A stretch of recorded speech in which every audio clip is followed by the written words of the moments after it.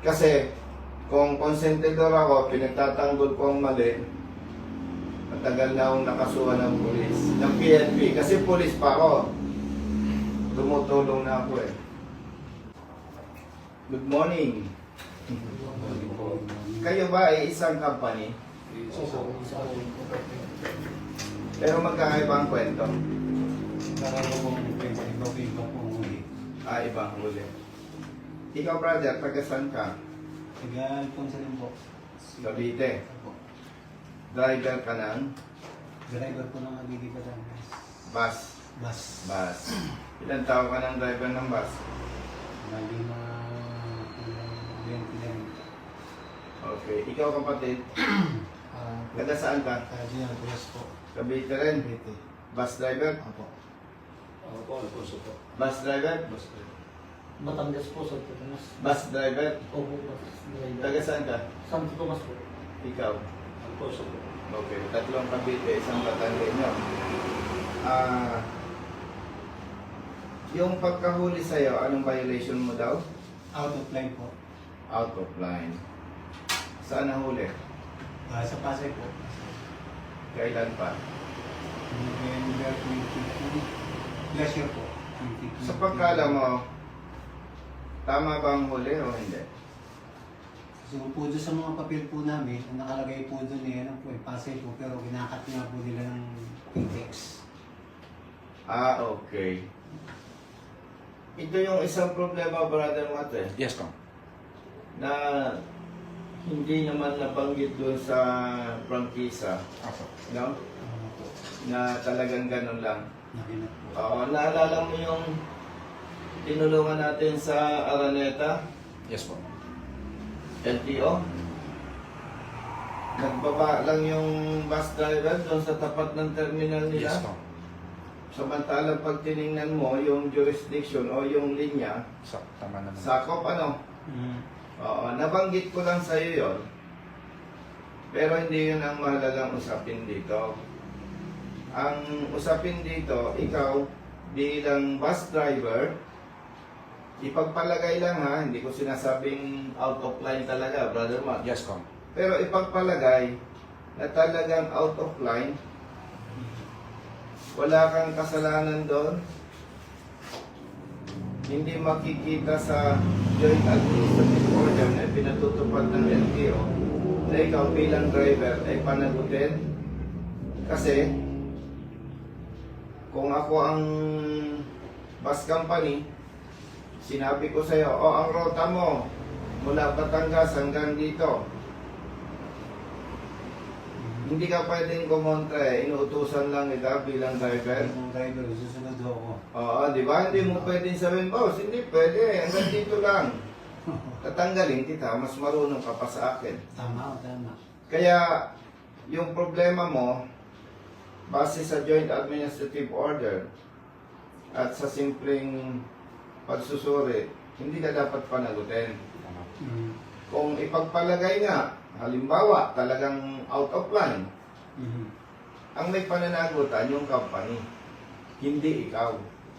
Ang problema lamang, matagal nang maraming napeperwisyo na driver, yung pagpapatupad ng batas, may mali. Ako. Kasi kayo yung madaling gipitin, na hindi naman dapat kayo maperwisyo. So, ang nangyari, kinumpis ka ang lisensya mo. Pinumpis ko nga po. Ang bus, in-impound. Hindi po. Ibali, ginawa po yung yung plaka. Plaka. Sa pagkakaalam mo, nabiyahe pa yung bus. Kasi ngayon po, parang nakagrahin muna. O sige, kailan ka nahuli? November 22. Anong Last year? year po, last year. Last year. So, nandun yung lisensya mo. Ako. No. Ilang buwan na po, 15 buwan na. 15 months. Ano nga ng buhay mo? Hindi na maka-extra po kami ng pag-control. Parang, Okay, sige. Pamilyado ka. opo. Ilan anak? Ay, 7 po yung ano ko. Ilan taon ang bunso? 5 po, 5. 5. Yan ang problema, no? Yes. Pag mali ang pagpapatupad ng batas, hindi lang ikaw na peperwisyo. Ayun na po. Buong pamilya mo. Lahat po yun. Oh. Ikaw kapatid, ano daw ang violation mo? Bawas mo lang autoline. Out of line.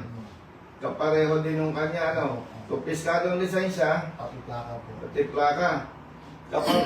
Kapareho. Opo. Na hindi dapat sila nagdudusa,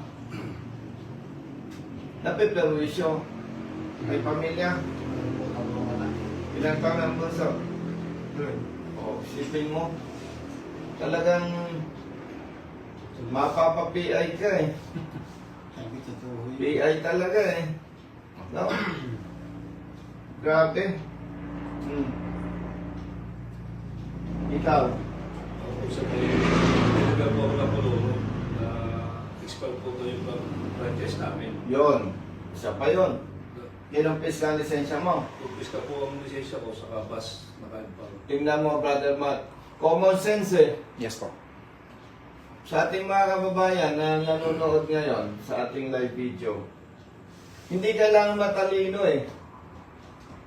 100% mali ang pagpapatupad ng batas laban sa inyo. Tingnan mo yung sa kanyang problema, Brother Matt. Yes ko. Oh. Bus driver siya. Ipinamaneho ko yung bus. Ako ang may-ari. Ako ang operation manager. Ang trabaho niya magmaneho. Hindi niya trabaho yung boss. Part 2 eh. Boss, may problema ito eh. Dahil ang kanilang trabaho magmaneho. Hindi nila trabaho kung alamin kung expert o hindi yung prangkisa. Oh. Hindi ka lang matalino eh. Alam mo, pag ikaw ay nanunungkulan, hindi kailangan matalino ka. Ang kailangan, marunong kang bumasa, marunong kang umintindi ng batas. Naintindihan mo yung binabasa mo. Pamilyado, Opo. ilan ang asawa? Ilan anak mo? Opo po. Ilan taong bunso? 15 na po.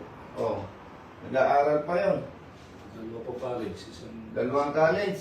Alam mo, ito, usapang barbero, itong ginagawa ng ibang nanunungkulan na mali ang pagpapatupad ng batas, parang itinutulak ang mga katulad ninyo na gumawa ng masama. Bakit, Brother Matt? Yes po. Hindi ko pinagtatanggol yung kapareho ninyo na gumagawa ng masama. Pero kung uunawain mo mabuti, yung mga nanunungkulan ang parang nagtutulak sa inyo. Halimbawa, may 5 kang anak. Ang anak buhay mo, Brother Matt, ang kaya mo talaga magmaneho ng bus. Tama po. Construction, wala kang alam. No? Yes po. Oh. Ay, papayag ka bang mamamatay ang mga anak mo? Dilat ang mata. Sa gutom? Opo. Oh. Ay, nakatsyempo ka, may mananakaw ka. Nakatsyempo ka, may mahuhold up ka. So, pag tinignan mong mabuti, itong mga nanunungkulan mismo ang gumagawa ng dahilan na magdudusa ang marami natin mga babayan. Hindi lang naman kayo eh. Oh, bakit ko nasasabi? Pulis pa ako. Wala pang Facebook. Tumutulang na ako, Brother Matt. Yes, po. Simula noon hanggang ngayon. Kung may mali kayo sa batas, paparusahan kayo, wala akong pakialam. Kahit na madamay ang pamilya mo, kasi batas yun eh. Walang sino man ang hihigit o tataas pa sa batas. Ikaw kapatid, Ganun din po. kumpis ka lisensya, Campus ka din po. impound ang Ang bus po. bus, at kolorom o kaya out of line. Oh.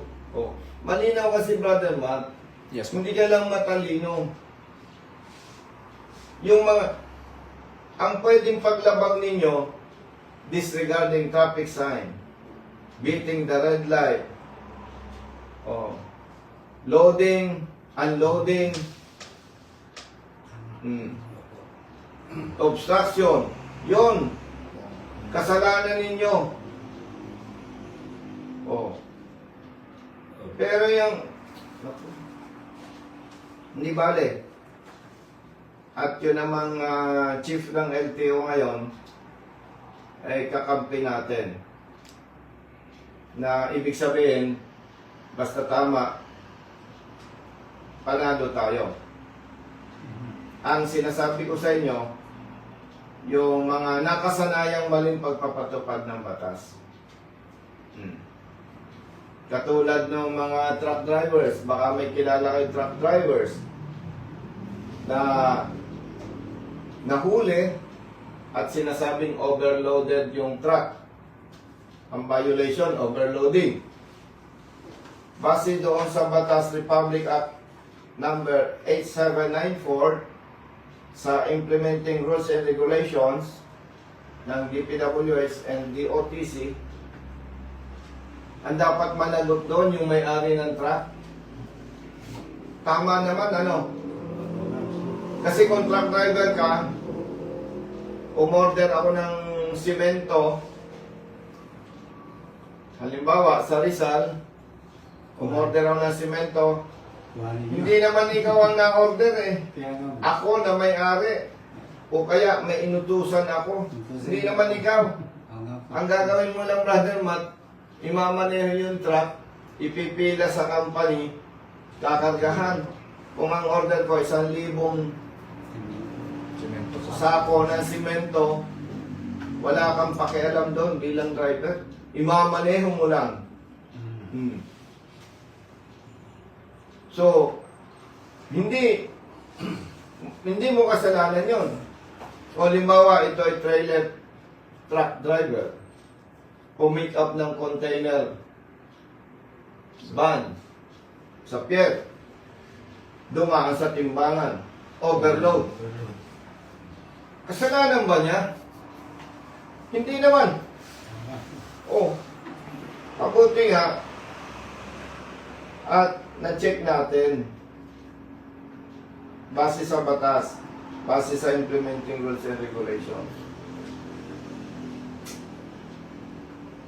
Ang may pananagot sa overloading, yung may-ari ng truck o yung company. Kapareho din sa inyo. Ngayon, pasensya na kung sino naman ang gumagawa niyan o nagsimula niyang maling sistema na yan. Ang iniisip nila, Brother Matt, madaling panagutin ng driver. Tama po. Titikitang ka, overloading. Kumpis kang lisensya.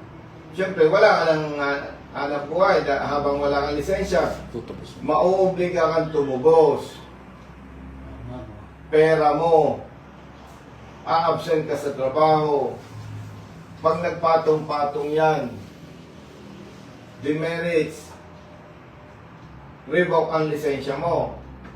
Eh, samantalang na-discover natin, Brother Matt. Yes po. At syempre, hindi naman ako abogado. Hindi naman masama ang magkonsulta sa mas marunong. Nagkonsulta tayo sa mga kaibigang abogado. Eh, hindi naman pala inutos ng batas Tama po. na pag nag-violate ka, may demerits. At kapag naka-40 demerits, automatic revoke ang lisensya. Hindi naman pala inutos ng batas. Yes po. Grabe naman. Oh. Eh, na-discover natin, dumulog tayo kay Asik Vigor Mendoza, kay Executive Director Greg Pua ng LTO. Mga boss, niripaso ko yung batas eh. Kinonsulta ko sa mga abogado eh. Hindi naman pala inutos ng batas yung demerits. Hindi naman inutos na pag naka-40 demerits, revoke ang lisensya. Akalaan mo yung Brother Matt? Yes po. Eh, ilan na yung humingi ng tulong sa amin? Pakarami na po. Dahil nawala ng hanap buhay, iniwanan ng asawa. Hindi na kaya yung hirap sa buhay, sumama sa iba. O, kayo, hindi pa kayo iniwan ng asawa? Malapit na. Pagkagano. Lapit-lapit na, ano? Kung kasamahan po nila yung natulungan din niyo po sa revoke ang license, si Murada. Oo, ngayon, Taon. baka sasabihin ninyo, O baka sasabihin ng iba natin mga babayan, binubola ko kayo. Marami na tayong natulungan na nabalik ang lisensya. Dahil sa demerit system. Bakit natin tinutulungan sila? Hindi tayo konsentidor ha, nakatulad na sinasabi ni Nick Puentes, no? Yes po. Sina Jobert Bolanos at sa mga tropa niya. Konsentidor daw ako. Ako daw ang kakampi ng mga kamote riders, kamote drivers. Sinasabi nila yan kasi hindi nila naiintindihan ang batas. Tama. Kasi kung konsentidor ako, pinagtatanggol ko ang mali, matagal na akong nakasuhan ng pulis, ng PNP. Kasi pulis pa ako. Tumutulong na ako eh. Oh. Ang ating pamantayan batas. Hindi pwedeng sabi-sabi ni Pedro. Bakit sinasabi ko hindi alam ni Jobert Bolanos yung batas? Yes, boss. May nabasa ko mismo siyang may sabi. Yun daw mga lumalapit sa kanya, nasa, hindi ko matanda kung 60%, 70% mali ng driver. Ibig sabihin, trial and error si Jobert Bolanos. Hindi niya alam kung tama o mali yung driver. Kaya pag lumapit sa kanya, tinutulungan niya kahit mali. Oh. Siya ang may sabi niya na malaking porsyento na lumalapit sa kanya, kasalanan ng driver. Pero sa atin, kapag lumapit ka at mali ka, sasabihin namin sa iyo, brother, pasensya ka na. Tama ang LTO. Katulad nung halimbawa, may lumalapit sa amin. Nakikiusap, tulungan dahil nahuli, walang helmet. May anak na ginagatas pa. Hindi natin pwedeng tulungan yun. No. Merong brother Matt, nung Yes, pumunta tayo Batangas, nakikiusap sa amin. Siya daw ay nagtitinda sa yung maliit na tindahan. Sa Lipapa. Ay ang multa doon sa expired ang rehistro ng sasakyan, 10,000 para sa expired. 2,000 pagmamaneho ng expired. Di 12,000. Nakikiusap na tulungan ko dahil mahirap lang sila. Eh, pag na-encode na nasa system na, wala ka nang magagawa. Pangalawa, paano natin, Brother Matt, Yes po. tutulungan kung may paglabag sa batas? Eh, hindi pwede kasi kakasuhan tayo. No? Opo.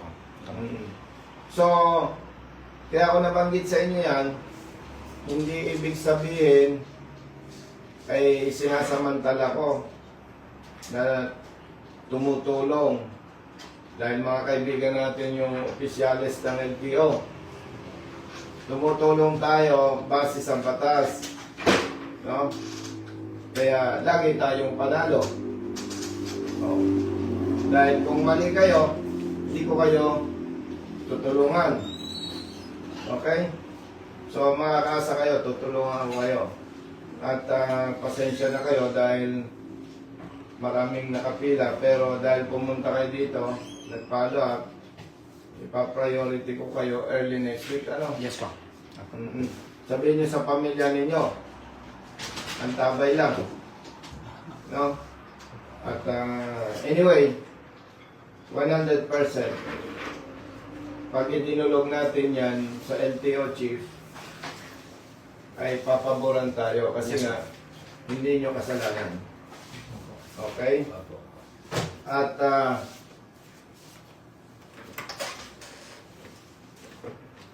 sabi na rin sa mga kaibigan nyo na may kaparehong problema nung sa inyo ano na siyempre kailangan makipag-ugnayan sa amin. Hindi pwedeng tawag dito, Text lang po. text lang. Kailangan namin ng basihan. Iba yan. Ano yan eh? Type C po. Oo. Ilang percent pa tayo? 4% form. 4%. Okay. Tapos na to. At doon din sa mga kaibigan yung truck drivers. Basta sa ating mga kababayan, Brother Matt, Yes, po.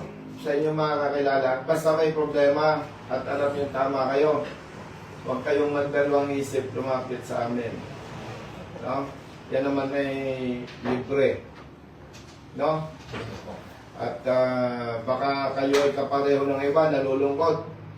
Hindi ako naging senador. Pero kayong malungkot dahil binoto tayo ng milyong-milyong Pilipino. Yes, po. Yun ay malaking pasasalamat na para sa akin.